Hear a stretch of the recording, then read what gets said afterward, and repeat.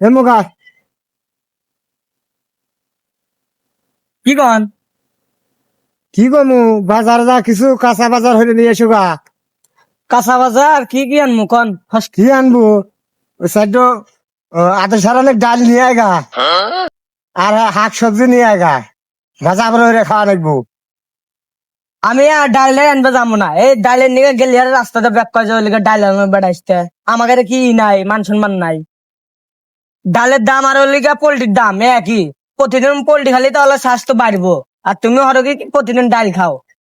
সেই জন্য মাঝে রাস্তাতে যাবেন ডাল বেড়াইতে রে। তোকে যে ঘর ধরে দিছি এই এলাকার মধ্যে কি কারো আছে? এই ডাল খা খা ওই তখনই ঘর তোক দিছি তবে গা তুই হুবের পারতি আসুন। তুমি একখান কথা বলে না, এই রাতে তো ঠিক আলেই তো গম আসি।